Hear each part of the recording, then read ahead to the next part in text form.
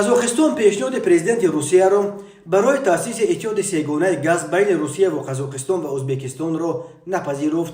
ازبکستان تا حال به این پیشنهاد در محضر آن واکنش رسمی نشان نداده است، ولی معاون وزیر خارجه قزاقستان رمان واسیلنکو گفت استانه اجازت نخواهد داد که قلمروش برای صرف نظر و عبور کردن تحریمات غربی استفاده شود. واسیلنکو گفت قزاقستان به طرح تأسیس اتحاد سه‌گانه گاز از همین زاویه خطر تحریمات برخورد خواهد کرد. کارشناسان میگویند بستن اتحاد با قزاقستان و ازبکستان به روسیه امکان میداد که با عبور تحریمات در پی جنگ ضد اوکراین جاری شده از فروش گاز خود فایده بیشتر به دست بیاورد. معاون وزیر خارجه قزاقستان رمان واسیلنکو در حاشیه اجلاسی پارلمان به ژورنالیستان گفت هرچند قزاقستان جانبدار اعمال تحریمات همچون وسیله حل مشکلات بین المللی نیست، ولی پیگیرانه برای این گونه تحریمات عمل میکند. او افزود که قبل از قبول هر نوع قرار این پیشنهاد از جانب پرزیدنت قزاقستان و کارشناسان آموخته خواهد شد. واسیلنکو گفت در این کشور برای ارزیابی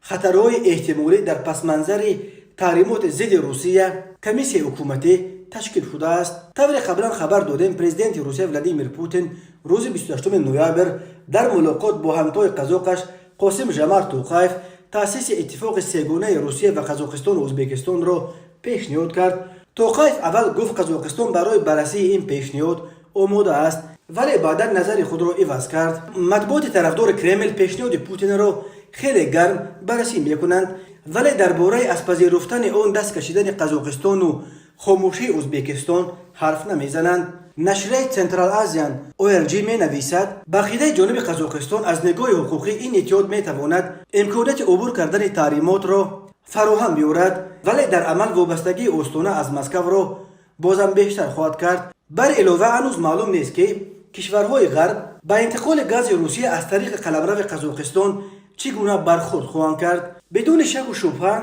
این عمل ناراضگی حکومت امریکا و متحدانش را به بار خواهد آورد.